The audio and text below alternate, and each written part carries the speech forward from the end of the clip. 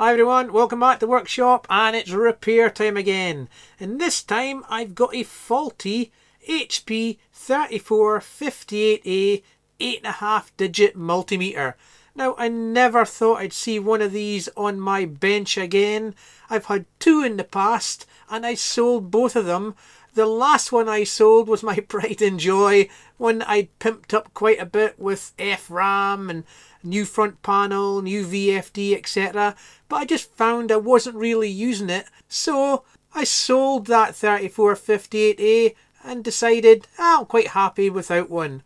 But curiosity got the better of me, and when a forum post popped up that some users had decided to look at the A3 board and the drift that can sometimes occur on these HP 3458As that are very, very costly to fix, they decided to have a go at making their own U180 substitute IC that fixes the drift problems without having to buy a whole new A3 board from Keysight. So I found a faulty 3458A in the USA going at the right money. I'd lowballed the owner with a really cheap price and I won it. So here it is, it's finally made its way back to the UK, and the error on the display is an error 202. That's as much as I know, so I'm kind of hoping that that is the error for the drift issue on these units. So the units come in, I've opened up the covers, I took the covers off, I just wanted to take a look overall and make sure it was what it says it was and all the PCBs were there, etc. And there's a couple of little bits and pieces that we probably need to look at first before we even touch the electronics. But first of all, let's put power into it. Let me set the voltage in the back to 240 volts. Let's put power into it and let's have a look and see if it powers up.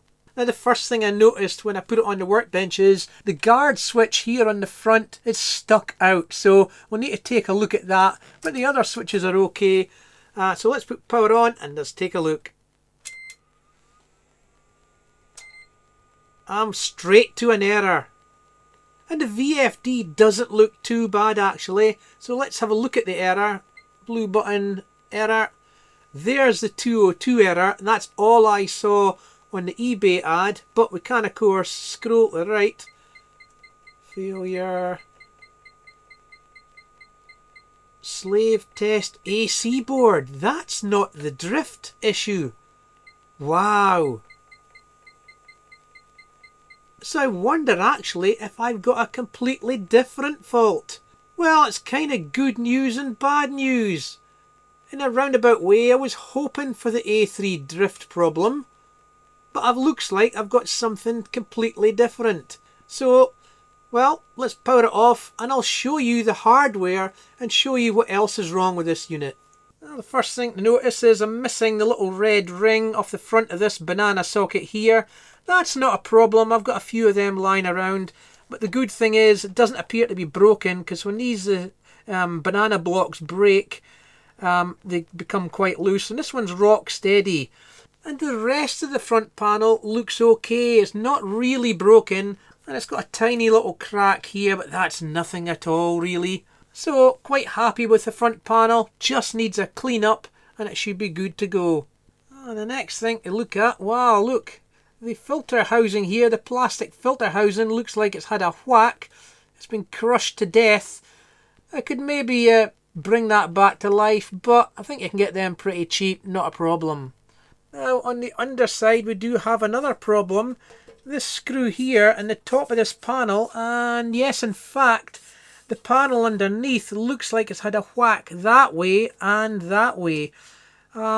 Doesn't look like there's a bend in this rear steel work here, but the bananas in the back here don't look broken, but because the fan cover here is all mangled, it's possible that there was a whack in the back. So let me turn it over and have a look at the other side.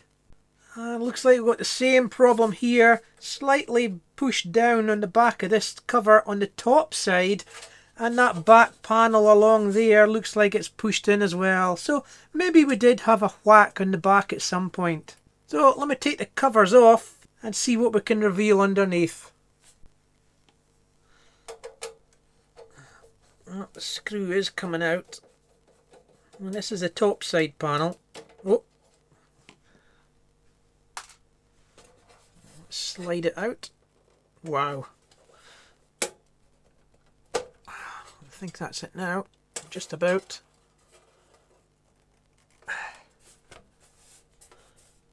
It's stuck at this side here. Probably because it's had a whack.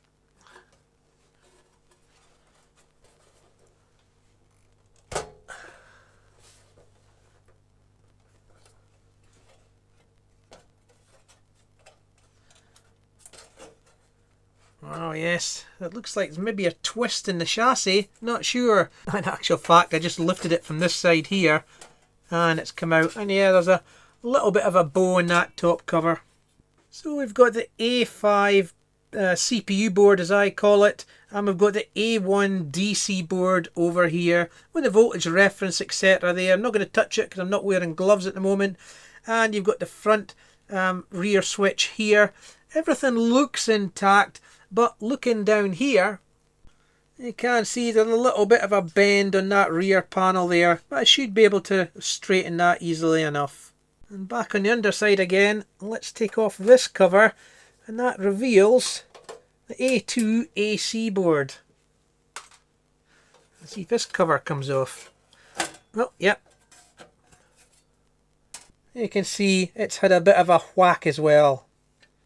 And on the underside, you've got the A6 outguard power supply, you've got the A4 in-guard power supply, you've got the A3 A to D board with the infamous U180 IC that has all those problems, and we've got the A2 AC board. This is the one that might be the source of that error on the front panel that we were getting. Well, the guard switch has freed itself up.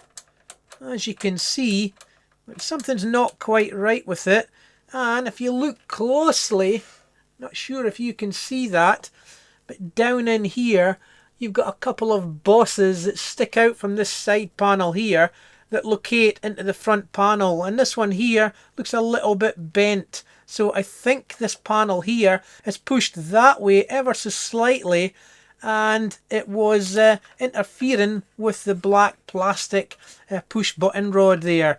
But with the covers off, etc., maybe it's jumped backwards and now it seems to be working. But I think it might be rubbing just a little bit right at the front end of that switch there. So I will need to fix that. Well, I've been prodding around off camera and I might have found something. This is the AC board. This is where we're getting that error that's displayed on the front panel, and there are a number of fuses down here. So I went prodding around with my meter, and let me just show you what I've found. Try to do this so that you can see it as well.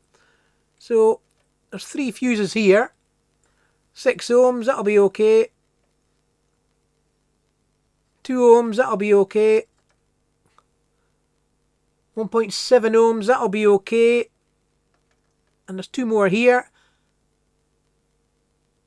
40 odd meg. That fuse is blown. And there's another one. F702. That's 1.7 ohms. That one will be okay. But F701 is definitely blown. So let's take a look at the schematic and see where F701 is. And here is the power supply section on that board. And you can see F701 there. 0.125 of an amp, and it's got an 18 volt supply coming in. You've got a small 78L15 15 volt regulator. You can see the 15 volts there, and it's dropped down here roughly about a volt drop. You got about positive 14 volts here going away off to the board. So before I replace that fuse, I do actually want to test the incoming supply. Let's make sure that the plus and minus 18 volts and that plus 5 volts are okay. Okay, so let's go into the emitter of Q701. That's what drives, that's the plus 14 volt output. Down onto 0 volts, which is this case here. And we're getting about 12 meg. Let me just double check that. Yep, 12 meg. Swap the probes.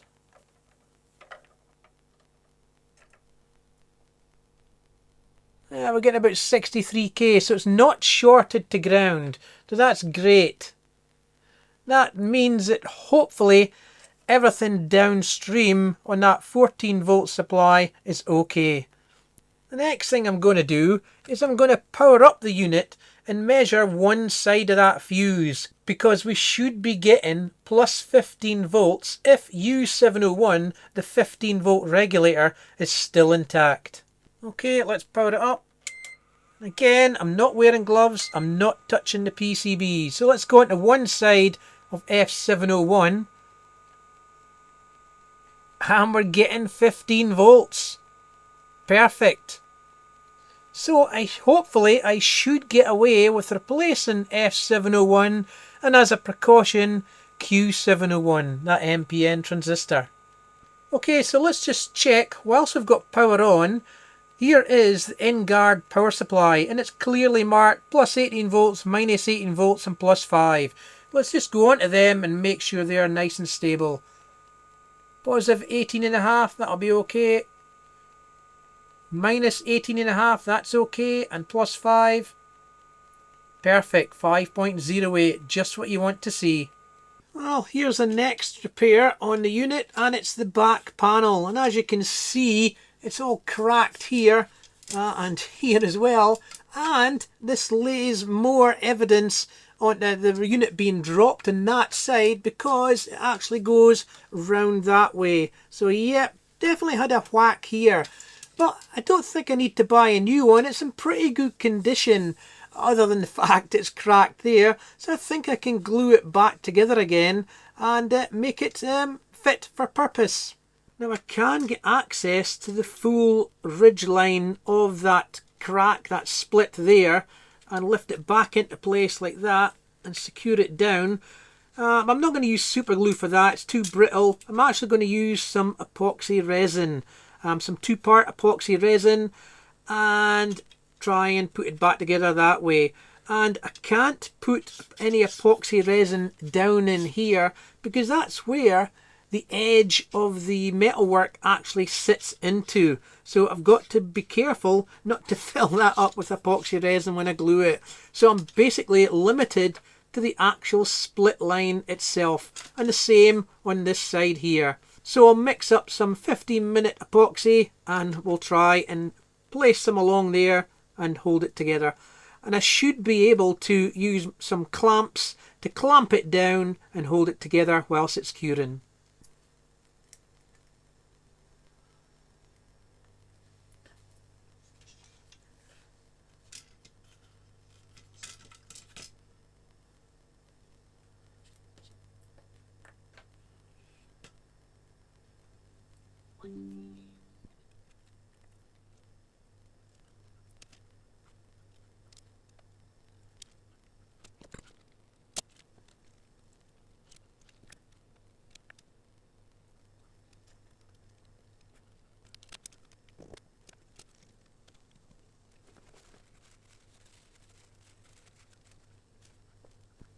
There we go, that's about as good as I can get it. It's a little bit misaligned there, but I've got no real way of assisting that. Maybe I can jam something in behind it just to pull it forward a bit. There we go, how about a capacitor? And there it is, epoxy's dry, and yeah, it's good enough. You can still see the crack and some glue residue, but I'm not worried about that. So it's ready to go back on when I put the meter back together again. And yes, a little bit more investigation and I can see why we've got a mangled back cage here, and it's because this bottom side, the meter's upside down, has been pushed that way, because I can see a little bit of a crease in the bracket on the corner there compared to the one at the bottom and the other side. So I've come up with a way to try and straighten it. I've got this 8mm, I think it is, alloy block screwed to the side of the panel there, and I've got a screwdriver in here and I'm wedging that back, and it is managing to straighten out this corner here. And with the aid of a G-clamp, I'm managing to just force it straight again. Just a little bit of a push it down in there and then just Push it that way and it is moving. Oh, yes. In fact, I think I'll employ a pry bar. Now, obviously I can't hammer on this at all. Not without removing all the boards from the 3458A. But I really don't want to do that if this is going to work.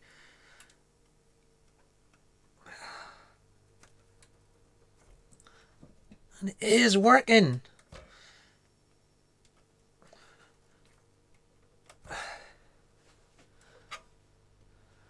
Yes, that's definitely straightening up. I know you can't see it, but just going in both directions here. I don't want to bend this end of it.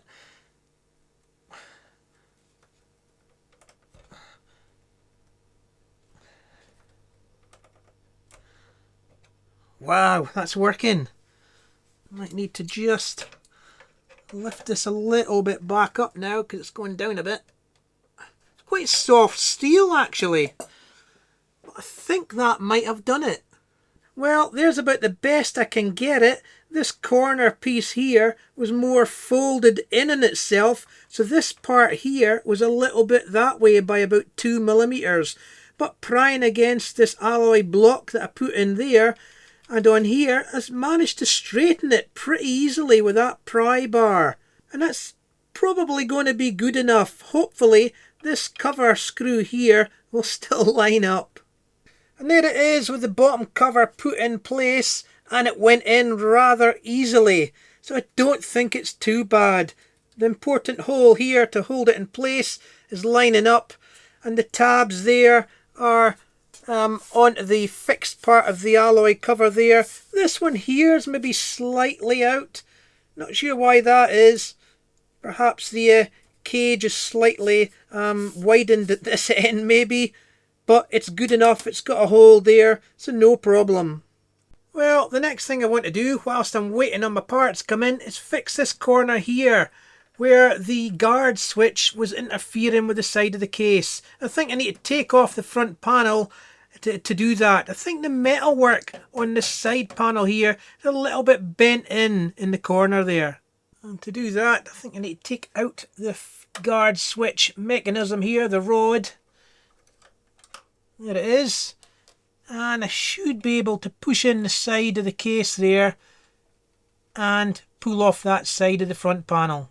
Yep, and as you can see there is a bend in the metalwork there and that boss is pushed over a little bit. Not sure I can fix that, but I'll give it a go because it is a little bit loose. It might actually fall out, but there's two others so it's not that important. So let me try and straighten that there. And I'm going to use my small slip joint pliers for that. Just grab a hold of it and just bend it up slightly.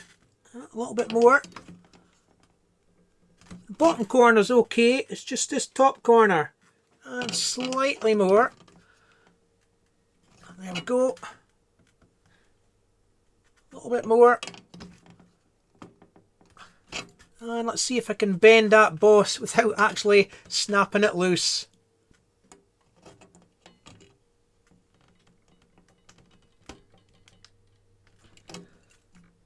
Actually, that's not too bad.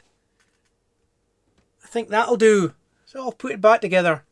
So I'll try and put the rod back in place.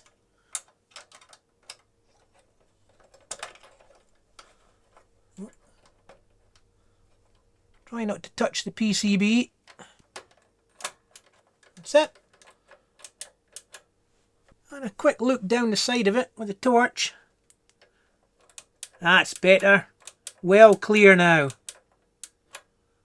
Okay, but before I strip down that A2 board to replace that fuse, I'm actually going to do something that I'd recommend everyone to do before you start working on the electronics of a 3458A, and that is to back up the cal data, the calibration data on the battery backed up RAM, and in this case it's the Dallas RAM IC. So I've actually gone ahead and done that, as you can see from these screenshots in WinGPIB, and here's some analysis of the calibration data from WinGPIB as well. Okay, so I've got the replacement 125 milliamp fuse and the replacement 2N4401 transistor. So let's get the board out of the 3458A and replace them.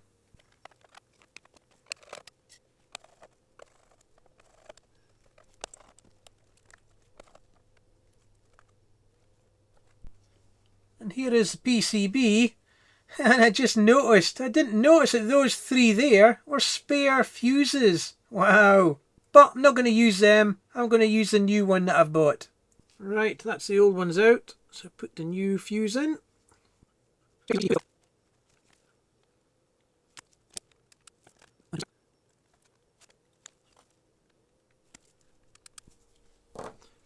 Right, I'll clean the board up and we'll get it inserted back into the 3458A.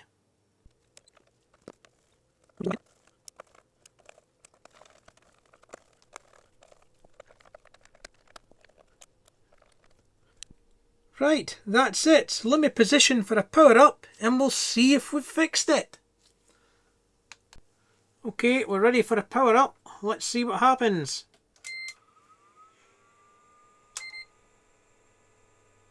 We've got an error. 202 hardware failure. Slave test convergence error. Wow. Right, this can be a number of things from what I'm aware. Well, I'm running through a full ACAL just to see what comes out the other end of it. It's possibly something to do with that. This takes about 20 minutes, so I'll come back when it's finished. Okay, it failed part way through the ACAL all. Not sure where, because I wasn't sitting beside it. But error 209, timeout, unable to read A to D 198. And from what I read, that's possibly an error problem with the A2 board. The same board I had the blown fuse on. So we might not yet have a faulty A3 board. We could still be in A2 board territory. Let me clear this error. See what else we've got. 101 calibration error. Well, that's fine because it did exit calibration with that previous error. So let's clear that one. Yep, and that's the only two errors we've got at the moment. So, running the ACAL all, that runs through the calibration procedure, the internal calibration for DCV, AC and ohms, it gave that error. So what I did was, to try and narrow it down, I went and did the ACAL DCV, AC and ohms individually. That's the only three they get the choice of doing, because the current range is incorporated into the ohms. So I ran them individually and this is what I got. The ACAL DCV completed fine. The ACAL ohms completed fine. It's the ACAL AC that errored. So this is pointing towards we still have an error with the AC board. So with the AC board the possible culprit, I think we need to go looking at some of the Tech parts on that board. And as per usual, those are parts that are not readily available, but there are workarounds. But that's for a part 2. I think we've done enough in this part 1. Oh, but nearly forgot, I should mention I will be changing out this Schaffner filter. These are prone to explode, so definitely be looking at that. And I've already replaced the red ring on this banana socket. So thanks for watching, and remember you can always comment down below, and don't forget to like and subscribe. It really does help the channel grow. There's plenty more repair videos on my channel, from the simple to the complex. Check them out, and thanks for watching.